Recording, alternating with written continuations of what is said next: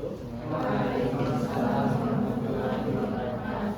Oke, sebelum memulai perkuliahan kewirausahaan dalam kewirausahaan 1, marilah kita berdoa menurut agama dan berkaitan masing-masing.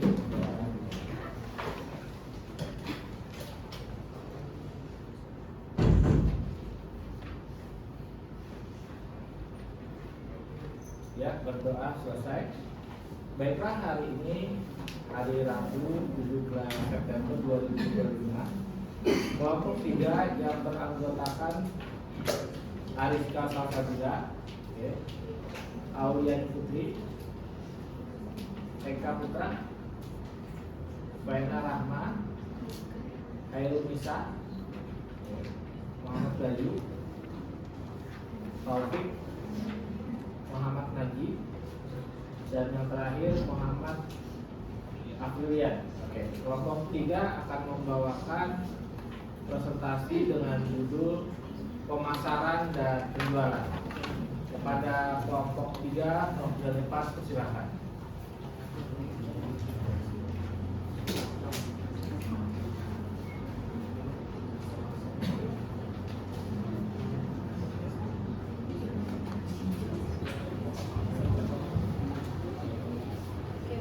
Assalamualaikum warahmatullahi wabarakatuh. Waalaikumsalam. Selamat sore teman-teman semua. Yang terhormat Bapak Rektoris kemudian serta teman-teman sekalian yang berbahagia. Pada hari ini kami dari kelompok 3 akan mempresentasikan sebuah penelitian tentang pemasaran dan penjualan. Sebelum itu izinkan saya memperkenalkan kita kelompok 3. Yang pertama ada Ariska Salsabila, kemudian ada Auliani Putri, kemudian ada Eka Putra Pratama, kemudian ada Vera Rahman Alia, kemudian ada saya sendiri Herisa, kemudian ada Muhammad Bayu Nugroho, kemudian ada Taufik Rahman, kemudian ada Muhammad Haji, kemudian ada Muhammad Afilian Fadila Maulana. Baik, mungkin langsung saja untuk materi yang pertama tentang pemasaran. Saya silakan kepada peserta berbicara yaitu Ariska.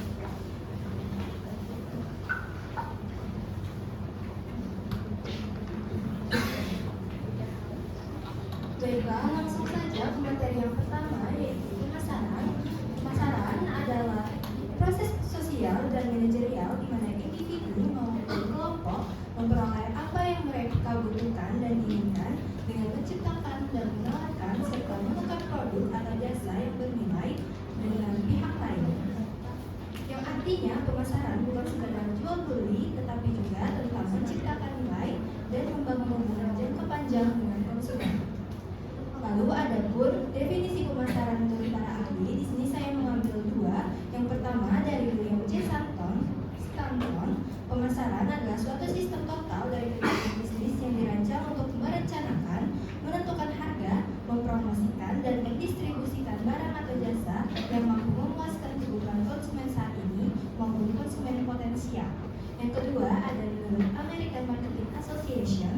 Pemasaran didefinisikan sebagai fungsi organisasi dan serangkaian proses untuk menciptakan, mengomunikasikan, dan memberikan nilai kepada pelanggan serta mengelola hubungan pelanggan dengan cara yang menguntungkan bagi organisasi dan pemangku kepentingannya. Dari definisi-definisi tersebut bisa kita simpulkan bahwa pemasaran adalah proses menyeluruh mulai dari riset pasar, penciptaan produk, hingga menjadi loyalitas konsumen.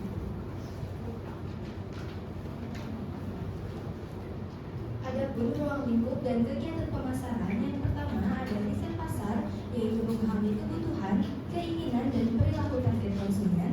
Yang kedua ada pengembangan produk, menciptakan produk atau layanan yang sesuai dengan kebutuhan pasar. Yang ketiga ada penentuan harga, yaitu menetapkan harga yang menarik bagi konsumen dan menguntungkan bagi perusahaan. Yang keempat ada promosi, yaitu mengiklankan, menjual, dan mendistribusikan produk atau layanan.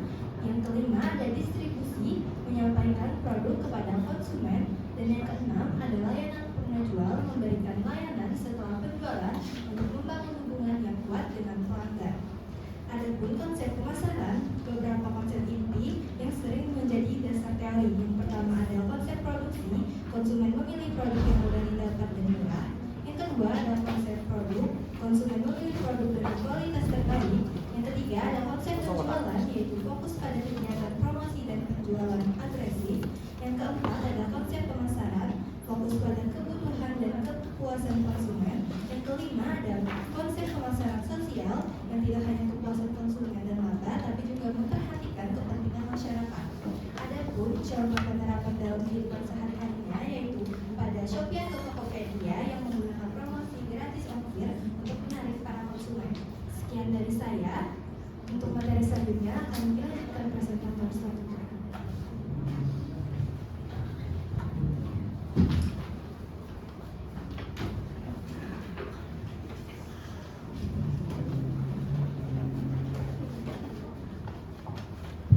Baik, saya akan menjelaskan tentang penjualan. Penjualan didefinisikan sebagai suatu aktivitas transaksi antara penjual dan pembeli. Namun dalam dunia kewirausahaan, maknanya lebih dalam. Penjualan bukan hanya tentang transaksi, melainkan strategi, komunikasi, dan pembangunan hubungan yang berkelanjutan dengan pelanggan. Menurut Bapak Pemasaran Modern, penjualan adalah sebuah proses sosial dan manajerial di mana individu dan kelompok mendapatkan apa yang mereka butuhkan dan inginkan melalui penciptaan, penawaran, dan pertukaran produk yang bernilai dengan pihak lain. Penjualan dalam kewirausahaan dapat diartikan sebagai seni dan ilmu untuk mengidentifikasikan kebutuhan pelanggan, menciptakan nilai, dan membangun hubungan jangka panjang yang pada akhirnya menghasilkan transaksi menguntungkan. Wirausahawan yang sukses tidak hanya menjual produk, tapi juga menjual solusi, pengalaman, dan manfaat yang dapat menyelesaikan masalah pelanggan. Bagi seorang wirausahawan, penjualan adalah menciptakan nilai, mengomunikasikan manfaat produk sebagai solusi atas kebutuhan konsumen. Kedua, indikator keberhasilan mengukur seberapa baik produk diterima pasar. Semakin baik diterima, maka produknya akan berhasil dijualkan. Tiga, memecahkan masalah, menawarkan produk sebagai jawaban atas kebutuhan pelanggan. Oke, selanjutnya akan saya membaca. Oke, baik. Sebelumnya perkenalkan dulu, saya Taufik Rahman dari kelompok 3. Oke, kita berbicara soal tujuan dari marketing dan penjualan itu sendiri. Kayaknya udah sering nggak sih kita dengarkan namanya marketing sama penjualan itu sendiri. Nah, tujuannya aja marketing simple, masakan. Terus selling, tujuannya ya menjual produk. Ya udah, sekian, terima kasih. Oke, bercanda. Oke, kita masuk ke dasar manusia terlebih dahulu.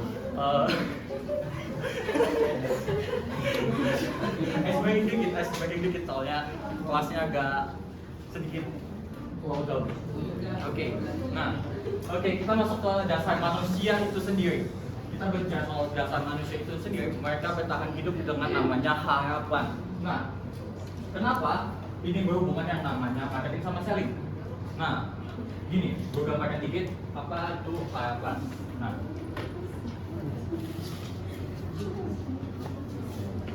yang di tengah ini harapan adalah yang ada di tengah seller sama customer. Kenapa? Oke, kalian pas buka TikTok deh. Kalian pas buka TikTok itu ada orang jualan gitu loh, make up, baju segala macam. Kalian yang kepikiran sama kalian apa pas melihat make up itu? Oke, harapan kalian kayak gini.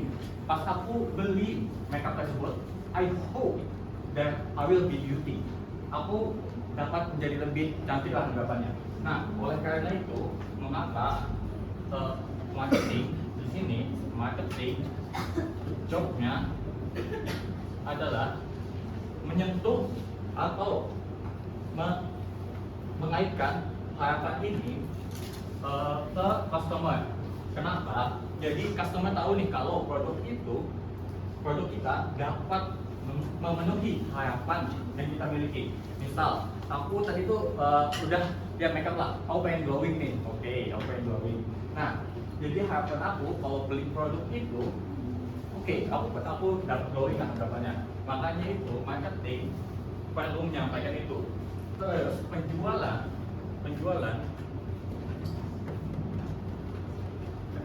memenuhi yang namanya harapan itu sendiri. Bagaimana? Ya tadi itu customer membeli produknya, diharapkan kalau setelah kita menjual ini tujuannya mulia anggapannya. Kalau kita perusahaannya dengan tujuan mulia, diharapkan harapan konsumer itu dapat terpenuhi lah anggapannya. Kecuali ya kita egoisme, perusahaan itu tujuannya ya untuk profit doang gitu loh.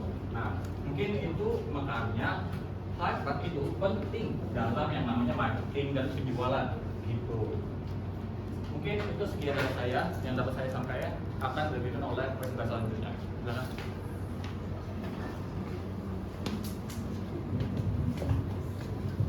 Oke, baik. Tadi kita sudah melihat bagaimana objektif daripada marketing dan sales. Selanjutnya kita mau lihat strategi pemasaran yang umumnya digunakan di dalam perusahaan-perusahaan besar ataupun perusahaan-perusahaan kecil. Dan ini kita mau kupas satu-satu. Di sini ada yang namanya strategi pemasaran 4P atau product, price, place, dan promotion. Teman-teman udah tahu kan artinya bahasa Indonesia-nya? Next saja ya. Pengertian.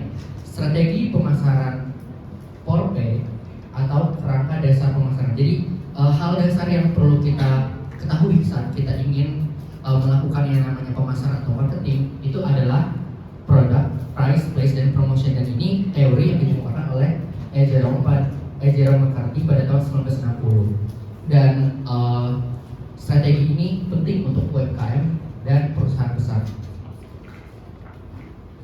Nah, untuk produk itu fokus untuk memenuhi kebutuhan konsumen. Jadi pada saat kita membuat yang namanya suatu produk ataupun baik itu jasa ataupun barang, hal yang pertama yang harus kita riset, harus kita ketahui itu adalah kebutuhan dari konsumen yang akan kita akan kita jadikan target pasar ataupun yang akan menjadi calon pangsa pasar kita di kemudian hari. Nah, jadi kebutuhan konsumen itu kita riset dulu. Setelah itu baru kita cari tahu lagi nih apa yang mereka inginkan. Kalau kita sudah tahu kebutuhan mereka, misalnya warga FEB butuh buku yang dekat dengan kampus untuk diakses, untuk dibeli gitu kan, toko buku. Nah, pertanyaan selanjutnya, buku yang seperti apa sih yang dibutuhkan oleh warga FEB gitu. Nah, selanjutnya elemennya ada fitur, kualitas, desain, brand, dan layanan tambahan. Di sini ada contoh Apple iPhone. Nah, Apple iPhone tuh teman-teman tahu kan kalau iPhone itu nggak cuma sekedar menjual branding, tapi dia punya ekosistem Apple tersendiri yang membuat dia terlihat berbeda dibandingkan produk-produk lainnya. Jadi ketika kita punya iPhone, itu kita bisa integrasikan sama iWatch itu yang jam, terus iPad dan juga iMac kita. Jadi nggak perlu susah-susah buat mindahin file, lebih cepat dibandingkan pakai produk lainnya gitu. Jadi ekosistem Apple itu yang dia buat dan yang menjadikan dia salah satu produk yang memasarkan dirinya sendiri dengan ekosistem itu. Di sini ada beberapa shop modern. Ini contohnya kayak misalnya dia mengubah proses pendaftaran atau proses buat daftar tuh dia otomatisasikan pakai teknologi. Nah, itu hal yang unik yang bisa jadi salah satu cara supaya dia bisa memasarkan produknya ke masyarakat. Jadi orang nanti dilihat, di barbershop ini kita ternyata harus pesan lewat ini, bisa teman-teman gitu. Next, ada price atau harga. Faktor sensitif dalam bisnis. Price dan harga ini sudah bukan hal yang asing lagi buat kita. Kita kan anak-anak ekonomi dan bisnis. Jadi price atau harga ini sangat-sangat sensitif karena kalau harganya terlalu mahal, demand-nya kan turun. Kalau harganya terlalu rendah, ya emang demand-nya juga naik. Tapi labanya nanti bakal terganggu, seperti itulah. Jadi labanya tidak akan maksimal kalau misalnya harganya terlalu rendah gitu. Jadi makanya harga ini harus kita pertimbangkan dengan baik-baik. Di sini ada strategi yang umumnya dipakai oleh perusahaan-perusahaan, itu ada namanya premium pricing. Ini ibarat sebuah perusahaan tuh membuat suatu harga untuk orang-orang premium. Ya kayak gimana itu ya premium itu? Nah, yang premium itu kayak Balenciaga, terus apa lagi? DSL. Nah, jadi mereka segmen pasarnya untuk orang-orang yang yang kelas atas lah gitu. Terus ada penetration price ini kayak produk-produk Cina. Ya, produk-produk Cina itu kan murah banget. Nah, itu cara mereka mengambil hati para pelanggannya. Teman-teman tahu G2G, tahu The Original kan? Ya kan? Nah, itu harganya murah-murah banget dengan kualitas yang bagus. Itu cara mereka untuk mengambil pangsa pasar yang ada di Indonesia gitu. Selanjutnya ada bundling. Bundling udah sering lah kita lihat bundling. Kalau beli satu dapat dua, kalau beli satu ini dapat bonus 2, 3 gitu kan. Terus ada premium yang kayaknya misalnya tadi. Selanjutnya pertanyaan, berapa nilai produk bagi pembeli? Nah, ini tadi berapa nilai produk bagi pembeli yang kita beli pada saat kita membeli satu barang itu nggak cuma barang itu aja gitu. Misalnya saat kita ke Starbucks, yang kita beli pada saat kita ke Starbucks itu nggak cuma segelas kopi, tapi juga kenyamanan yang ada di dalam Starbucks itu, sofa yang empuk atau suasana yang cozy yang nggak ada di tempat-tempat lain. Oke, di sini ada juga Spotify Premium, teman-teman bisa tahu kalau misalnya kita beli Spotify Premium nggak ada iklan-iklan yang mengganggu pada saat kita sedang mendengarkan musik. Next ada Playlist, tempat distribusi bagaimana produk sampai ke konsumen. Saluran kompetisi e-commerce sesuai distributor distribusi, penting lokasi harus strategis dan tepat. Jadi pada saat kita menentukan yang namanya tempat distribusi barang atau produk kita itu harus secara harus secara matang karena kalau misalnya teman-teman jualan busana muslim misalnya, tapi di lingkungan yang non muslim, itu kan agak sedikit susah nanti itu untuk diterima oleh masyarakat karena ya ngapain beli karena bukan kebutuhan dari konsumen. Ini tadi berhubungan sama poin pertama bahwa kebutuhan konsumen ini harus kita cari tahu. Lokasi harus strategis dan tepat, kayak misalnya di kampus kita ini ada ATK ataupun tempat print fotokopi, itu salah satu contoh penerapannya. Dan kita juga nggak cuma harus punya toko fisik, tapi toko online juga kita bisa gunakan untuk mendistribusikan produk-produk kita gitu. Next, di sini kita ada promosi untuk memperkenalkan produk. Teman-teman tahu nggak kalau orang-orang marketing yang ada di perusahaan itu adalah orang-orang yang menjadi ujung tombak dari segala proses yang ada di dalam suatu perusahaan. Kalau marketingnya gagal, itu bakal berdampak keseluruhan kepada semua hal yang ada di dalam perusahaan itu. Kenapa? Karena kalau misalnya marketingnya gagal, pasti gak akan ada pendapatan kan. Kalau pendapatannya nggak ada, ya tahu sendiri apa akibat selanjutnya. Jadi karena itu di sini ujung tombak memperkenalkan produk. Jadi kita bisa pakai banyak hal, TV, radio, online, sosial media, influencer. Yang paling sering kita lihat kan sekarang di benar-benar, selain di benar-benar itu kan ada di sosmed, kita scroll TikTok itu sering juga timbul. Cuman kalau di TikTok apa yang sering timbul itu pinjol sih. Oke, di sini ada elemennya pesan utama waktu strategi komunikasi. Jadi hal yang utama disampaikan dalam suatu promosi itu jangan terlalu banyak gimmicknya gitu. Yang penting pesan utamanya nyampe. Ya bolehlah kita bumbui dengan gimmick, tapi pesan utamanya harus nyampe. Contohnya brand skincare pakai TikTok dan influencer kayak tadi G2G.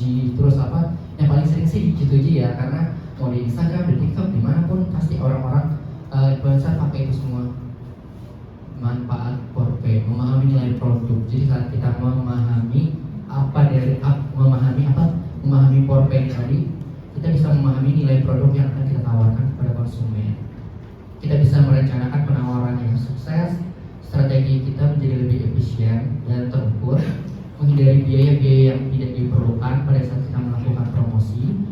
Karena kalau misalnya kita nggak merencanakan dengan baik, maka nanti akan ada biaya-biaya yang sepertinya nggak dibutuhkan pun jangan dulu gitu.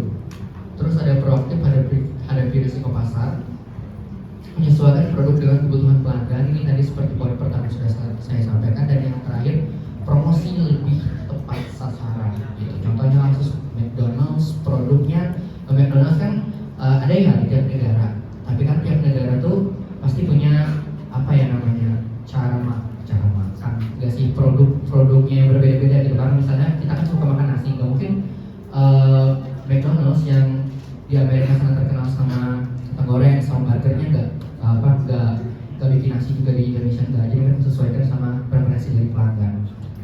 Burger, ayam, minuman, MKP, price, bundling, harga psikologis, place, restoran, kios, mobil app. Nah, ini tadi mobil app. Jadi mereka bisa dipesan melalui online juga. promosinya melalui iklan, PR, promosi penjualan. Next, oke. Selanjutnya materi akan disampaikan oleh rekan kami.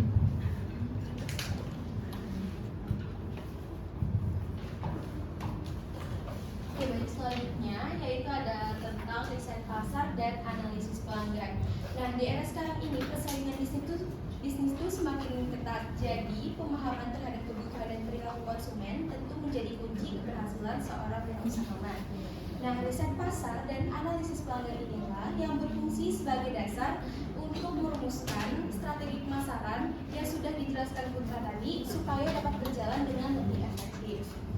Jadi untuk riset pasar sendiri itu bertujuan untuk memahami pasar secara keseluruhan, baik berkaitan dengan pasar itu sendiri, pesaing ataupun konsumen. Sedangkan analisis pelanggan adalah termasuk riset pasar yang berfokus pada konsumen. Nah, antara riset pasar dan analisis pelanggan ini, keduanya itu menjadi dasar untuk merumuskan strategi pemasaran yang efektif, mengurangi ketidakpastian, serta mampu membantu pelaku bisnis untuk mengambil keputusan yang tepat. Jadi, tanpa riset yang baik, produk atau jasa itu berpotensi tidak sesuai dengan kebutuhan pasar, sehingga akan sulit untuk bersaing. Apabila analisis yang dilakukan berhasil, maka pengembangan produk atau jasa dan strategi pemasaran akan dapat menjadi lebih efektif. Kemudian selanjutnya ada beberapa elemen utama dalam riset pasar. Yang pertama ada permintaan. Jadi permintaan ini menunjukkan seberapa besar minat konsumen terhadap produk atau jasa yang ditawarkan. Analisis permintaan ini membantu pengusaha untuk mengetahui apakah produk tersebut relevan dengan kebutuhan pasar serta potensi pada tingkat penjualan. Kemudian yang kedua ada ukuran pasar. Jadi ukuran pasar ini menggambarkan total potensi konsumen dan nilai transaksi dalam suatu industri. Semakin besar ukuran pasar, maka semakin besar pula peluang usahanya. Namun itu juga perlu dipertimbangkan untuk tingkat persaingannya. Kemudian yang ketiga ada indikator ekonomi. Jadi indikator ekonomi itu bisa terdiri dari pendapatan per kapita, tingkat inflasi, daya beli masyarakat, dan pertumbuhan ekonomi yang mempengaruhi pola konsumsi. Jadi indikator ini tuh sangat penting untuk memperkirakan keberlanjutan pasar dalam jangka yang panjang. Kemudian yang keempat ada lokasi. Untuk lokasi ini menentukan aksesibilitas produk kepada konsumen. Jadi penentuan lokasi ini harus strategis, di mana apabila kita dapat menentukan letak yang strategis, itu dapat meningkatkan peluang yang sukses. Kemudian yang kelima ada kejenuhan pasar. Jadi kejenuhan pasar ini terjadi ketika produk atau jasa tertentu sudah terlalu banyak ditawarkan, sehingga sulit untuk pengusaha yang baru untuk masuk. Jadi analisis itu penting supaya wirausaha bisa mencari diferensiasi atau inovasi yang membuat produk tetap menarik. Kemudian elemen utama dari pasar yang terakhir yaitu ada penetapan harga. Jadi tadi juga sudah dijelaskan juga kalau harga ini adalah salah satu faktor utama. Jadi riset harga itu perlu dilakukan untuk mengetahui strategi harga yang sesuai dengan daya beli konsumen dan kondisi pada persaingan.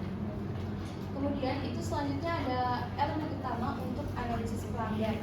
Nah, jadi melalui analisis pelanggan, perusahaan itu dapat memahami siapa konsumen mereka, bagaimana perilakunya, apa kebutuhannya, serta faktor apa yang dapat mempengaruhi keputusan pembelian. Jadi untuk elemen utama dalam analisis pelanggan, yang pertama ada data demografis. Nah, data demografis ini meliputi usia, jenis kelamin, pendidikan, pekerjaan, dan pendapatan konsumen. Informasi terkait data demografis ini itu dapat membantu pengusaha mengenali segmen pasar mana yang paling potensial untuk produk atau jasa yang mereka tawarkan. Kemudian yang kedua ada perilaku konsumen. Jadi perilaku konsumen ini berkaitan dengan bagaimana konsumen mencari, memilih, membeli, menggunakan, dan evaluasi produk atau jasa. Analisis perilaku konsumen ini memberikan gambaran mengenai pola pembelian serta faktor yang mempengaruhi keputusan konsumen. Kemudian yang ketiga ada preferensi dan kebutuhan. Jadi preferensi konsumen ini menunjukkan selera, gaya hidup, dan nilai yang mereka anggap penting dalam memilih produk. Dengan memahami preferensi dan kebutuhan tadi, perusahaan dapat menyesuaikan produk atau menciptakan inovasi yang relevan. Kemudian yang terakhir ada loyalitas pelanggan. Jadi loyalitas pelanggan ini adalah komitmen konsumen untuk terus membeli produk atau jasa yang sama meskipun ada alternatif lain, di mana biasanya pelanggan yang loyal itu dapat memberikan manfaat jangka panjang melalui pembelian berulang yang dipromosikan dari mulut ke mulut, di mana itu dapat memberikan keuntungan jangka panjang juga bagi perusahaan. Mungkin itu aja materi yang saya sampaikan. Selanjutnya saya serahkan kepada peserta berikutnya.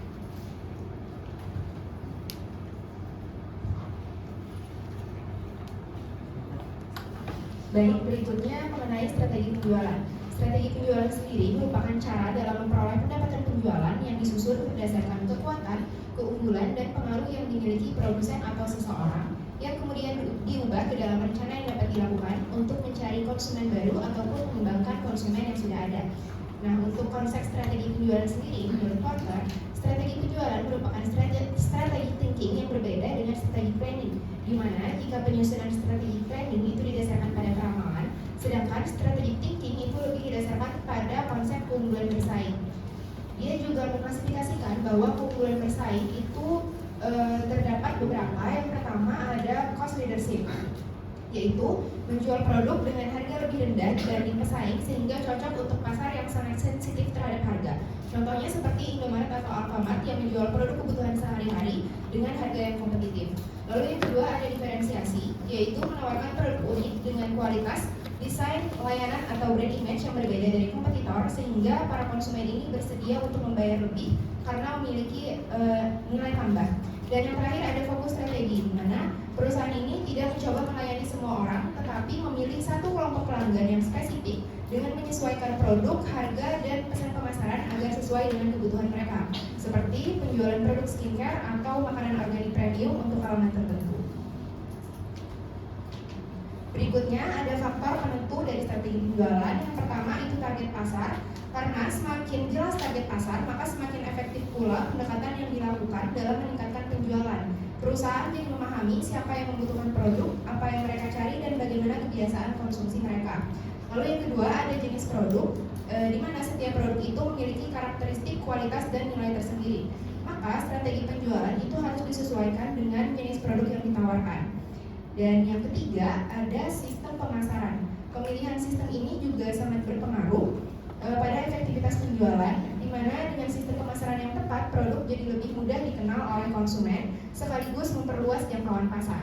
Yang keempat ada riset dan evaluasi. Jadi perusahaan bisa mengevaluasi strategi yang sudah diterapkan untuk melihat keberhasilan. Dan yang terakhir ada membangun strategi penjualan, di mana perusahaan perlu memiliki sistem performa yang jelas untuk bisa menilai efektivitas usaha penjualannya, sekaligus menjadi dasar pengambilan keputusan jangka panjang. Adapun manfaat dari strategi penjualan sendiri, yang pertama itu untuk menambah konsumen baru, karena semakin banyak konsumen baru itu semakin besar peluang pertumbuhan usahanya. Lalu yang kedua, meningkatkan pendapatan bisnis. Pendapatan yang meningkat ini akan memperkuat posisi perusahaan di pasar serta membuka peluang ekspansi. Dan yang terakhir, mengenalkan produk baru dengan cepat. Jadi konsumen itu bisa lebih cepat mengetahui manfaat dari produk baru ini, dan dampaknya itu akan lebih cepat diterima pasar serta berpotensi sukses dalam jangka panjang. Materi berikutnya akan dijelaskan oleh presentator selanjutnya.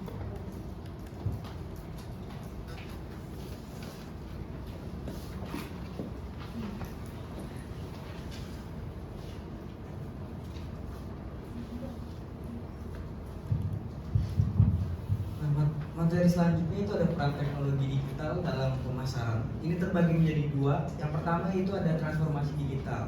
Transformasi digital sekarang ini jadi salah satu perubahan besar di dunia bisnis. Perubahan ini kasih peluang besar untuk perusahaan, termasuk di Indonesia, untuk memperbarui cara kerja dan sistem operasional mereka dengan menggunakan teknologi digital. Beberapa teknologi modern seperti big data, AI, dan cloud computing itu punya peran penting dalam proses ini. Misalnya big data itu bisa bantu perusahaan mengumpulkan dan menganalisis data dalam jumlah besar supaya lebih paham tren pasar dan kebutuhan konsumen. Sedangkan AI itu bisa dipakai buat otomatisasi kerja, pengambilan keputusan, dan meningkatkan layanan pelanggan. Sedangkan cloud computing itu bisa bikin penyimpanan dan pengolahan data menjadi efisien dan fleksibel tanpa harus mengeluarkan biaya yang lebih besar. Yang kedua, yaitu ada pemasaran digital. Sekarang kan UMKM mempunyai peluang besar untuk memperluas pasar lewat e-commerce yang berkembang seiring meningkatnya penggunaan internet. Dengan e-commerce, UMKM itu bisa dapat akses ke pasar yang lebih luas dan fleksibel. Jadi produknya itu bisa dijangkau kapanpun dan dimanapun oleh konsumen. Nah, media sosial itu juga jadi alat promosi yang efektif buat UMKM. Contohnya ada Instagram, TikTok, dan YouTube yang udah bisa dipakai oleh perusahaan besar maupun perusahaan kecil. Selain itu, UMKM bisa langsung berinteraksi dengan konsumen melalui WhatsApp. Nah, selain itu dukungan pemerintah juga penting untuk meningkatkan pemasaran digital melalui infrastruktur seperti proyek Palaparing agar UMKM di seluruh Indonesia bisa menikmati akses internet yang terjangkau, cepat, dan aman. Sekian dari saya, akan dijelaskan oleh presentator selanjutnya.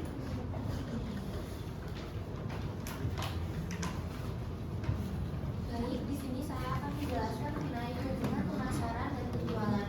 Nah, pemasaran bekerja biasanya itu di balik meja, yaitu membuat konsep dan strategi. Sementara penjualan ada di garis depan, langsung bertemu dengan pelanggan. Kalau berbeda, tujuan mereka itu sama, yaitu meningkatkan penjualan dan nilai perusahaan.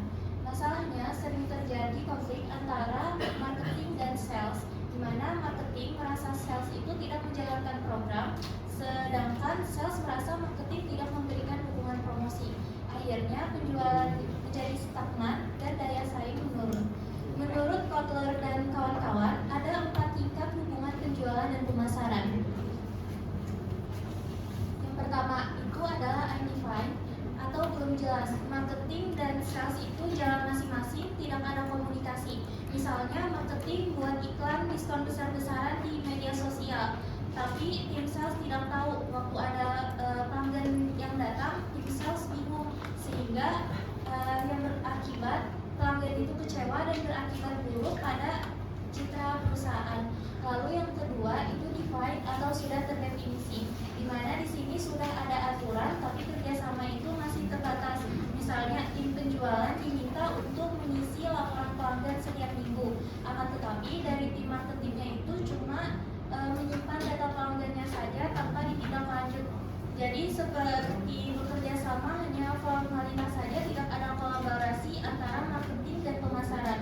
Lalu yang ketiga itu align atau selaras, yaitu keduanya mulai selaras. Contohnya tim marketing buat promo beli 1 gratis 1, lalu sales langsung menawarkan promo itu ke pelanggan di toko. Setelah selesai, keduanya evaluasi bersama apakah promo itu efektif menarik pembeli atau tidak. Lalu yang keempat integrated atau terintegrasi, di mana ini tahap ideal, sales dan marketing benar-benar menyatu. Misalnya sebelum meluncurkan produk minuman baru, tim marketing itu meriset pasar, rasa apa yang menjadi tren sekarang, dan tim penjualan itu memberikan masukan langsung dari toko-toko atau pelanggan. Lalu keduanya menjalankan strategi bersama, hasilnya produk langsung tepat sasaran dan cepat terjual. Kalau dilihat secara sekilas, align dan integrated ini hampir sama. Bedanya itu, kalau align itu kerjasama setelah strateginya itu jadi, sedangkan integrated ini kerjasama dari awal sampai akhir. Untuk materi selanjutnya akan disampaikan oleh presentator selanjutnya.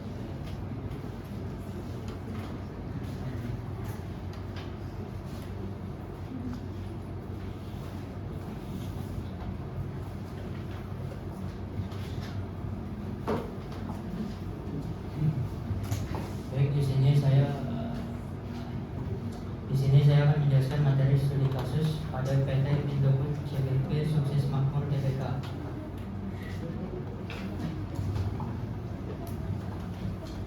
Profil yaitu PT Indofood CBP Sukses Makmur Tbk adalah anak perusahaan dari Indofood Sukses Makmur Tbk yang berdiri pada tahun 2009 dan memiliki kantor pusat berada di Indofood Tower, Jakarta. Perusahaan ini memiliki visi untuk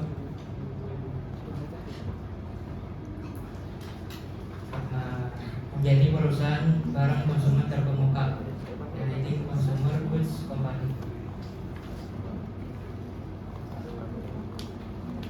Beberapa misi utamanya yaitu pertama, terus berinovasi sesuai kebutuhan konsumen. ketiga yaitu meningkatkan kualitas sumber daya manusia dan teknologi. Dan terakhir berkontribusi secara berkelanjutan terhadap masyarakat dan lingkungan. Selanjutnya itu strategi pemasaran pada produk Indomie. Nomor 1 itu analisis pasar dan STP, segmenting, targeting, dan positioning. Langkah pertama dalam strategi pemasaran yaitu melakukan riset dan survei pasar secara berkala untuk memahami kebutuhan, preferensi, dan perilaku konsumen. Melalui survei perusahaan juga memantau perubahan gaya hidup konsumen seperti meningkatnya minat terhadap produk makanan cepat saji, sehingga perusahaan mengembangkan produk-produk praktis seperti Popmi. Langkah kedua, setelah memahami kebutuhan dasar konsumen melalui survei pasar, perusahaan Indofood menerapkan strategi segmentasi untuk menjangkau berbagai kelompok konsumen secara lebih efektif, seperti varian rasa lokal, Indomie, rasa soto Lamongan, mie Aceh, dan lain-lain, sesuai dengan selera maupun preferensi lokal. Langkah ketiga yaitu targeting. Setelah melakukan segmentasi pasar, PT Indofood menerapkan strategi targeting yang bersifat mass market, yaitu menyasar ke semua lapisan masyarakat.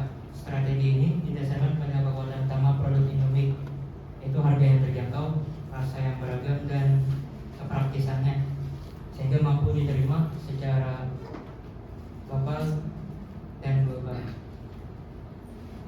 Langkah keempat yaitu PT Indofood memposisikan Indomie sebagai produk mie yang berkualitas tinggi, harga terjangkau, dan memiliki citra merek yang ikonik. Positioning ini dibangun secara konsisten selama puluhan tahun melalui kombinasi kualitas produk, inovasi, distribusi yang luas, serta komunikasi merek yang kuat. Selanjutnya nomor 2, marketing mix 4P. Yang pertama, produk Indomie dikenal sebagai salah satu merek mie instan dengan varian terbanyak di dunia. Kualitas produk yang konsisten dan kemasan yang tidak hanya fungsional, tapi juga menjadi daya tarik visual bagi konsumen. Yang kedua, harga yang terjangkau untuk semua kalangan. Harga merupakan faktor yang mempengaruhi keputusan pembelian konsumen. Indomie diposisikan sebagai produk mass market yang ditujukan untuk semua lapisan masyarakat. Oleh karena itu, harga jualnya disesuaikan agar dapat dibeli oleh konsumen kelas bawah hingga menengah, dan juga untuk konsumen global. Yang ketiga, distribusi berperan penting untuk memastikan bahwa produk tersedia di tempat dan waktu yang tepat, serta mudah dijangkau oleh konsumen. Yang keempat, promosi merupakan aspek penting dalam strategi pemasaran karena berfungsi untuk brand awareness, untuk citra produk, dan mendorong minat beli masyarakat. Selanjutnya itu strategi penjualan. Yang pertama, pemetaan pasar dan diferensiasi produk. PT Indofood melakukan pemetaan pasar secara menyeluruh untuk memahami karakteristik dan preferensi konsumen dengan menyesuaikan varian rasa sesuai selera lokal seperti soto, rendang, dan ayam bawang. Produk Indomie akan memenuhi ekspektasi konsumen yang beragam, serta penyesuaian produk untuk pasar internasional seperti di Amerika, itu ada varian rasa chicken pepper soup yang sangat populer di sana. Yang kedua, distribusi luas dan kuat. Melalui kemitraan strategis dengan distributor besar dan kecil, PT Indofood membangun jaringan distribusi yang merata hingga pelosok daerah sehingga produk mudah diakses oleh semua kalangan masyarakat. Dan yang ketiga, strategi harga efisien. PT Indofood menetapkan harga Indomie yang kompetitif dan ramah di kantong semua kalangan masyarakat. Strategi ini memungkinkan Indomie menjadi pilihan utama konsumen karena nilai yang dirasakan tinggi. Selanjutnya akan dilanjutkan oleh moderator.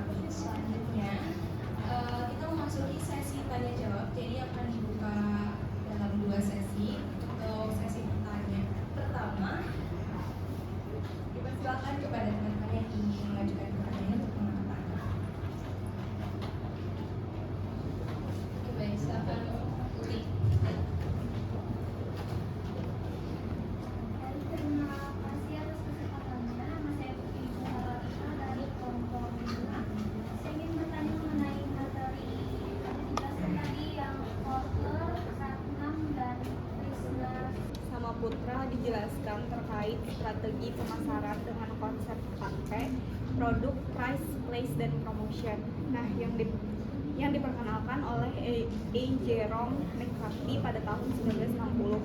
Nah, ternyata setelah saya search lebih jauh, teori ini itu telah berkembang menjadi 7P oleh Bunz and Bittner pada tahun 1981 serta konsep 4C oleh Robert F. Lauterbur pada tahun 1990 yang lebih customer oriented. Nah, bagaimana pendapat kelompok kalian mengenai relevansi 4P dalam kondisi bisnis saat ini? Apakah 4P itu masih cukup atau seharusnya digabung dengan pendekatan yang lebih modern agar strategi pemasaran itu lebih komprehensif? Makalah juga di PPT juga itu tentang dari pemasaran dengan strategi digital gitu maksudnya. Tapi itu lebih banyak menyoroti sisi positifnya dia tadi itu, tanpa membahas bagaimana risiko dari pemasaran digital tuh. Nah, pertanyaanku ini kayak semacam studi kasus gitu. Misalkan kalian tuh sebagai manajer perusahaan di UMKM kuliner tuh yang berkat usaha bisa viral berkat TikTok gitu. Namun tiba-tiba algoritma TikTok tuh tiba-tiba berubah dan jangkauan dari konten kalian itu anjlok secara drastis. Nah, kalau berdasarkan dari apa yang dijelaskan tadi itu, bisa nggak kalian tuh susun strategi yang mungkin bisa memitigasi dari perubahan algoritma yang terjadi ini? Bagaimana kalian bisa mengatasi hal yang terjadi karena perubahan algoritma dari TikTok tadi? Mungkin itu pertanyaan dari aku. Terima kasih. Nah, pada tingkat integrated itu pemasaran dan penjualan itu bekerja sebagai satu tim dengan tujuan, strategi, dan data yang sama. Nah, tentunya hal ini mengurangi konflik karena tidak ada lagi saling menyalahkan, melainkan bersama-sama fokus memenuhi kebutuhan pelanggan dan mencapai target. Sebaliknya, jika perusahaan tetap berada di tahap undefined, itu pemasaran dan penjualan itu jalan sendiri-sendiri tanpa arah yang jelas. Pemasaran bisa membuat kampanye yang tidak sesuai dengan kebutuhan tim penjualan, sementara penjualan mungkin menganggap prospek dari pemasaran tidak berkualitas. Tentunya hal ini beresiko menimbulkan konflik terus-menerus, pesan ke pelanggan menjadi tidak konsisten, peluang bisnis terlewat, bahkan bisa menghambat pertumbuhan perusahaan secara keseluruhan. Apakah jelas lebih?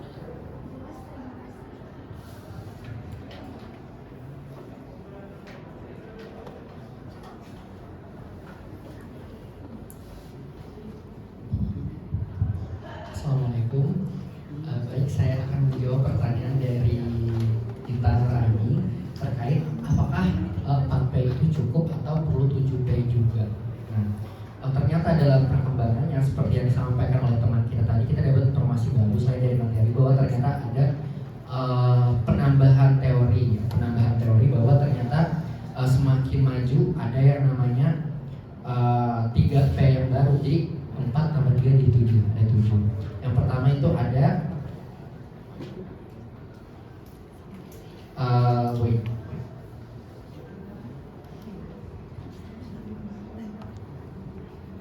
ada people, ada proses, sama ada physical evidence. People itu artinya orang-orang yang yang bersangkutan secara langsung dengan customer. Terus ada proses produksi, proses distribusinya barang itu sampai pada people evidence. People evidence ini kayak review gitu, kayak umpan balik, kayak feedback dari customer. Nah, jadi pertanyaannya kalau misalnya cukup atau enggak ya tergantung perusahaannya gitu. Kalau misalnya dia perusahaan kayak JT misalnya, yang pasti secara langsung tuh berhubungan berinteraksi langsung sama konsumennya ya, berhubungan langsung sama konsumennya, maka 7P ini bisa jadi dibutuhkan banget. Karena kalau misalnya dia nggak mempertimbangkan proses distribusi produknya kan dia jualan jasa nih, kalau dia nggak mempertimbangkan itu ke konsumennya, maka nanti kan feedbacknya bakal buruk. Feedback daripada konsumen ini tadi itu bagian dari people evidence. Jadi tergantung perusahaannya lagi gitu lah, bentuknya kayak gimana. Kalau misalnya dia langsung berinteraksi sama masyarakat, langsung berinteraksi sama konsumen atau customer, maka 7P ini sangat penting. Tapi kalau misalnya dia sifatnya enggak berinteraksi langsung, 4P itu mungkin sudah cukup. Contohnya kayak apa ya? Kayak bisnis Indomie misalnya. Nah, Indomie ini kan karena walaupun ada kasus ya beberapa hari ini, cuman kita kan kadang nggak perlu berinteraksi langsung ke orang yang dari Indofoodnya untuk beli Indomie gitu. Nah itu kan nggak perlu strategi yang tadi yang proses sama yang people tadi gitu. Jadi tergantung ini bentuk perusahaannya, produknya kayak gimana. Jadi disesuaikan lagi kepada kebutuhan daripada perusahaan itu sendiri. Apakah sudah terjawab kita? Baik, terima kasih.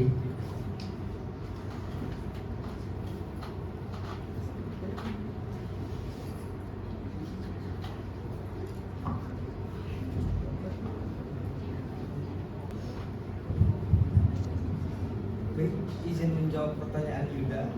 Misalnya nih kita jadi manajer pemasaran yang UMKM kuliner ini viral di TikTok laku keras, terus tiba-tiba anjlok. Nah, jadi misalnya terjadi anjlok, itu tuh sebagai manajer pemasaran kita tuh harus menganalisis data. Misalnya ada tren baru, misalnya terdapat tren baru, nah kita tuh harus bisa mengikuti tren tersebut supaya produk kita tuh tetap bisa bersaing dengan kompetitornya.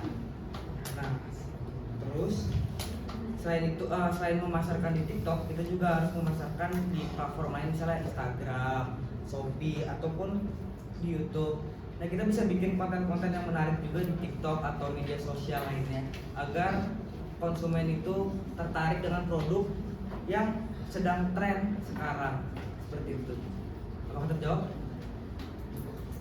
Terima kasih, Yuda.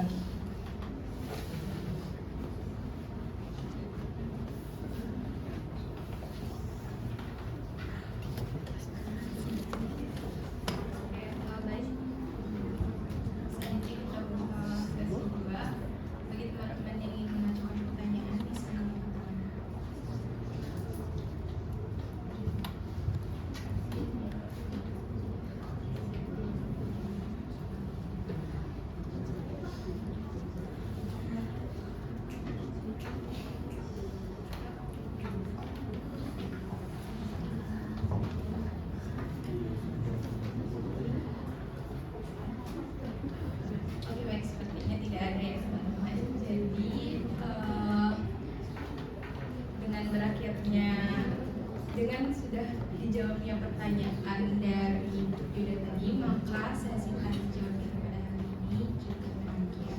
Itulah tadi penyampaian kami dari kelompok 3. Untuk kesimpulannya, jadi pemasaran dan penjualan merupakan dua aspek penting yang saling berkaitan dalam kegiatan bisnis. Melalui pemasaran efektif, perusahaan dapat mengenali pasar, mengembangkan produk sesuai kebutuhan, menetapkan harga yang tepat, memilih saluran distribusi yang efisien, serta melakukan promosi yang menarik.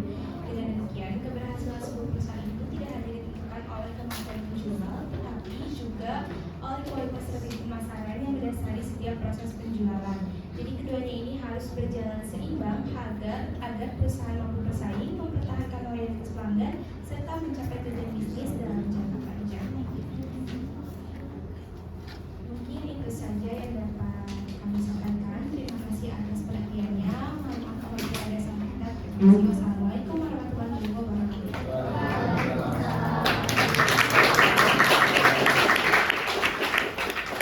Kelompok 3. Oke, untuk selanjutnya silakan mahasiswa yang lain dapat menjelaskan materi dari kelompok 3.